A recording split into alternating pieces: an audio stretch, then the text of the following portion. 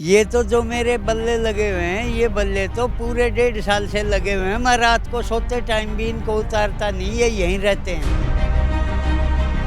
ਤੁਹਾਡੇ ਖੇਤੀ ਕਾਨੂੰਨ ਤੇ ਜਿਹੜੇ ਉਹ ਸਾਰੇ ਰੱਦ ਕਰਤੇ ਸਰਕਾਰ ਨੇ, ਕੇਂਦਰ ਨੇ। ਹੁਣ ਖੁਸ਼ ਹੋ ਬੀਜੇਪੀ ਪ੍ਰਤੀ? ਕੋਈ ਨਿਰਾਸ਼ਾ ਤਾਂ ਨਹੀਂ ਹੁਣ, ਜਾਂ ਕੋਈ ਗੁੱਸਾ ਤਾਂ ਨਹੀਂ? नहीं, बिल्कुल खुश नहीं है। इनको तो हम सोचते हैं पहले तो इनको दिल्ली से भगाएंगे, दिल्ली से भगा करके ये बोलेंगे भैया आप गुजरात में रहना, बाहर मत आना। अगर नहीं मानेंगे ना तो हम इनको शायद हिंदुस्तान से भी निकालेंगे, इन गुजरातियों को। तो इनका क्या काम है यहाँ? एक महान पुरुष ने कहा है, ए खुदा मुश्किल कर जो आसान हो। हम भी वो चाहते हैं कि मुश्किल दौर में निकल के हम फतेह हासिल करें। प्रधानमंत्री के बारे में मैं क्या बताऊं, कभी कभी तो मुझे ये लगता है ये हमारा प्रधानमंत्री ही नहीं है।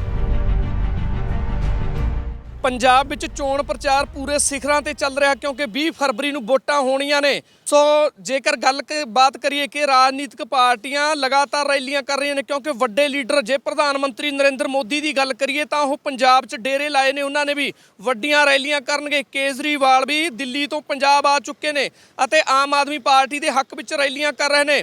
ਸੁਖਵੀਰ ਬਾਦਲ ਰੈਲੀਆਂ ਕਰ ਰਹੇ ਨੇ, ਵੱਡੇ ਵੱਡੇ ਲੀਡਰ ਰੈਲੀਆਂ ਕਰ ਰਹੇ ਨੇ।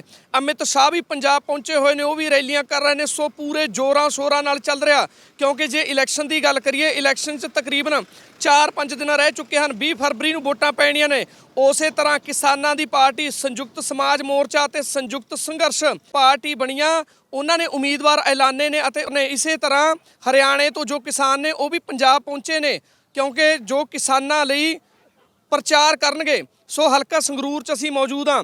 ਹਰਿਆਣਾ ਤੋਂ ਕਿਸਾਨ ਪਹੁੰਚੇ ਹੋਏ ਨੇ ਜੋ ਹਲਕਾ ਸੰਗਰੂਰ ਸੰਯੁਕਤ ਸਮਾਜ ਮੋਰਚਾ ਲਈ ਪ੍ਰਚਾਰ ਕਰ ਰਹੇ ਨੇ। ਸਾਡੇ ਨਾਲ ਰਜਿੰਦਰ ਜੀ ਮੌਜੂਦ ਨੇ। ਰਜਿੰਦਰ ਜੀ, ਕਿਹੜਾ ਜ਼ਿਲ੍ਹਾ ਆਪਣਾ ਹਰਿਆਣਾ ਦਾ, ਕਿੱਥੋਂ ਆਏ ਹੋਏ ਹੋ? हम भिवानी ज़िले के हैं और अभी भिवानी से जो टूट के दादरी बना है ना, अब हम दादरी में आते हैं। ਠੀਕ ਹੈ। हाँ जी, ਹੁਣ ਇੱਥੇ ਫਿਰ ਪ੍ਰਚਾਰ ਕਰਨ ਆਏ ਹੋ ਜੀ ਤੁਸੀਂ? इतने हम प्रचार कर रहे हैं अपने संयुक्त जो पार्टी है सडूनी साहब की, उन्होंने वास्ते हम प्रचार कर रहे हैं। ਠੀਕ ਹੈ। ਇਹ ਪ੍ਰਚਾਰ ਤੁਸੀਂ ਹਲਕਾ ਸੰਗਰੂਰ 'ਚ ਕਰੋਗੇ ਜਾਂ ਪੂਰੇ ਪੰਜਾਬ 'ਚ ਕਰੋਗੇ ਜੀ? नहीं जी, हम तो सडूनी साहब के यूनियन के वो आदमी हैं, सदस्य हैं।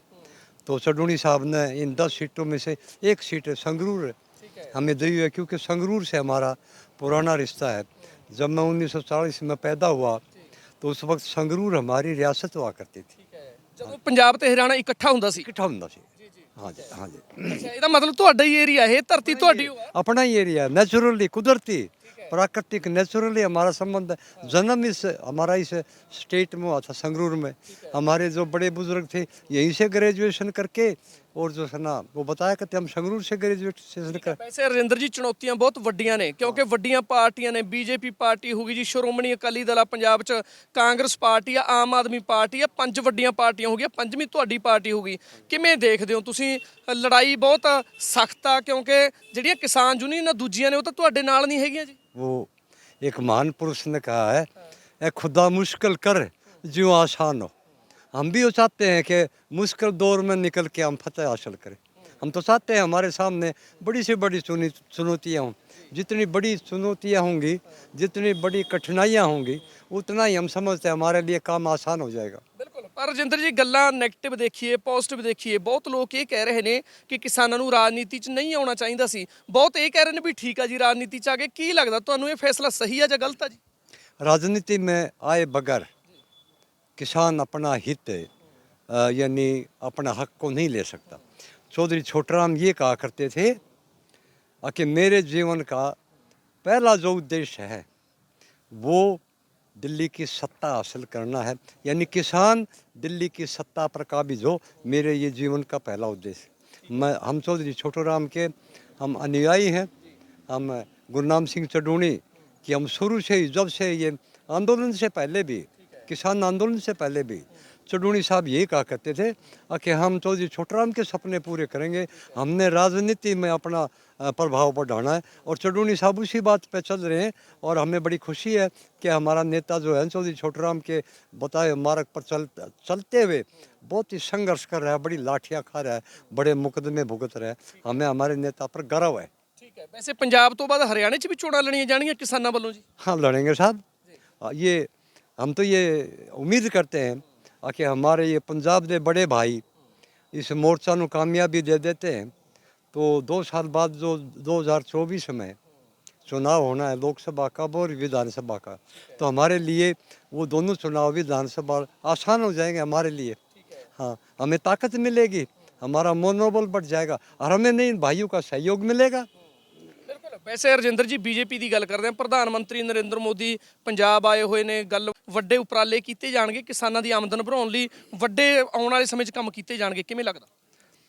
प्रधानमंत्री के बारे में मैं क्या बताऊं, कभी कभी तो मुझे ये लगता है ये हमारा प्रधानमंत्री ही नहीं है।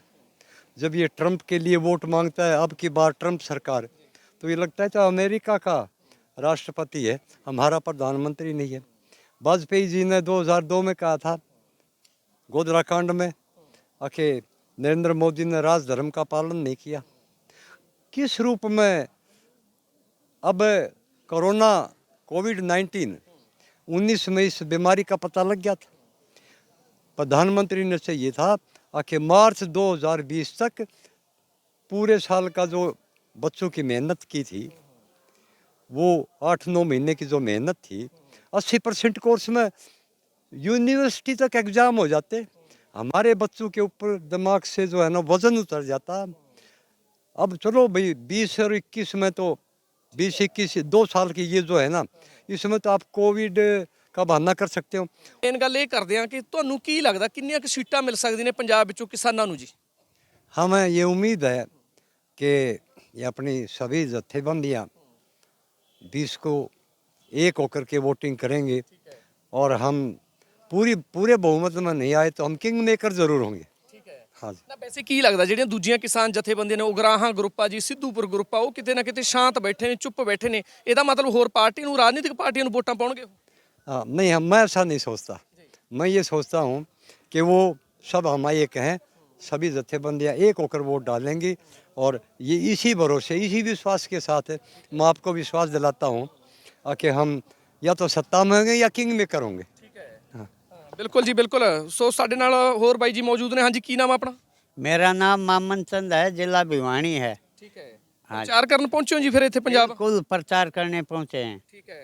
ਅਸੀਂ ਦੇਖ ਰਹੇ ਹਾਂ ਜੈ ਜਵਾਨ ਜੈ ਕਿਸਾਨ, ਤੁਹਾਡੇ ਬਿੱਲੇ ਲੱਗੇ ਹੋਏ ਨੇ, ਭਾਰਤੀ ਕਿਸਾਨ ਏਕਤਾ ਟਕੈਤ ਸਾਹਿਬ ਦੀ ਫੋਟੋ ਆ, ਜਾਨੀ ਕਿ ਤੁਸੀਂ ਪਹਿਲਾਂ ਹੀ ਸੰਘਰਸ਼ ਕਰ ਰਹੇ ਹੋ, ਪਹਿਲਾਂ ਹੀ ਮਤਲਬ ਕਿਸਾਨਾਂ ਨਾਲ ਜੁਟੇ ਹੋਏ ਹੋ ਪਹਿਲੇ ਦਿਨ? ये तो जो मेरे बल्ले लगे हुए हैं, ये बल्ले तो पूरे 1.5 साल से लगे हुए हैं। मैं रात को सोते टाइम भी इनको उतारता नहीं, ये यहीं रहते हैं। हम 1.5 साल से लगे हुए हैं। संघर्ष पहले भी करते थे, लेकिन 1.5 साल से ये लगे हुए हैं।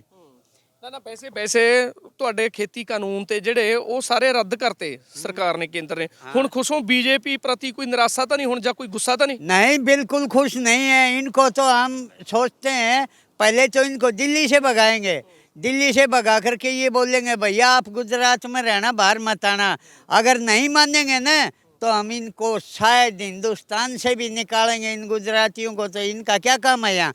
सब काम ये गलत करते हैं। जितने भी पैसे लेके भागे हुए हैं सब गुजराती हैं। जितने हीरे जवाहरात के जो व्यापारी हैं वो सब गुजराती हैं। क्यों है वो? सोमनाथ के मंदिर की लूट हुई तो उनमें इनका हिस्सा था, उस लूट में इन गुजरातियों का हिस्सा था। यहाँ पंजाब में नहीं, हरियाणा में नहीं, कोई व्यापारी नहीं, कोई जवाहरात हीरा नहीं किसी के पास। इनके पास कहाँ से आ गया? ਪਰ ਪ੍ਰਧਾਨ ਮੰਤਰੀ ਨਰਿੰਦਰ ਮੋਦੀ ਕਹਿ ਰਹੇ ਨੇ ਕਿ ਦੇਸ਼ ਨੂੰ ਅੱਗੇ ਲਿਜਾ ਰਹੇ ਹਾਂ, ਬਹੁਤ ਬੈਨੀਫਿਟ ਕਰ ਰਹੇ ਹਾਂ, ਕਿਸਾਨਾਂ ਦੀ ਆਮਦਨ ਦੁੱਗਣੀ ਹੋ ਜੂ ਆਉਣ ਵਾਲੇ ਸਮੇਂ 'ਚ, ਵੀ ਬਹੁਤ ਵੱਡੇ ਅਸੀਂ ਕਦਮ ਚੁੱਕ ਰਹੇ ਹਾਂ।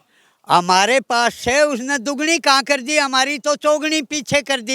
हमारे तो बगैर पूछे तो हमें किसान को पता ही नहीं होता, वो उसका बीमा कर देते हैं खेती का, मनमर्जी से पैसे काटते हैं। जब हमारा कोई नुकसान हो जाता है तो बीमा कंपनी वाले कहते हैं हम क्या करें, हमने थोड़ा किया है। कभी किसी किसान को मिला होता हमें बताइए, कहाँ मिला हमें दिखाइए, कुछ नहीं है, बकवास यानी कि करते हैं। किसान ਜਿਹੜੇ ਰਾਜਨੀਤੀ ਚ ਆਏ ਨੇ ਮਜਬੂਰੀ ਵਜੋਂ ਆਏ ਨੇ, ਉਹ हाँ जी, मजबूरी के कारण राजनीति में पैर रखा है किसानों ने। हाँ, थोड़ी ये मजबूरी समझी हमने।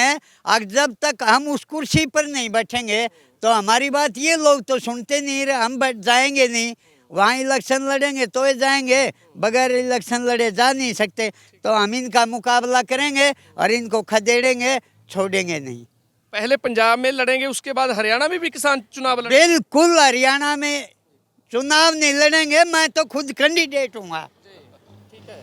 चुनाव लड़ेगा कौन? मैं कैंडिडेट हूँ मेरे हल्के तो। ਕਿਹੜਾ ਹਲਕਾ ਆਪਣਾ? भिवानी जी। ਠੀਕ ਹੈ, ਪੂਰੇ ਚੱਲ ਰਿਹਾ ਚੋਣ ਪ੍ਰਚਾਰ ਫਿਰ ਹਲਕਾ ਸੰਗਰੂਰ ਚ ਪੂਰਾ? जी बिल्कुल पूरा चल रहा है। कम से कम 25-30 गांव में मैं गया हूँ और मैंने लोगों से बात भी की है, लोगों को समझा भी रहे हैं भाई अपना जब एक का होगा तो ये लोग अपना कुछ नहीं बिगाड़ सकते। और हम अलग अलग रहेंगे तो देखो हमारी क्या दुर्गति की 1.5 साल। हम वहाँ जाड़ा लो बरसात लो सब मौसम हमारे ऊपर से गए हैं।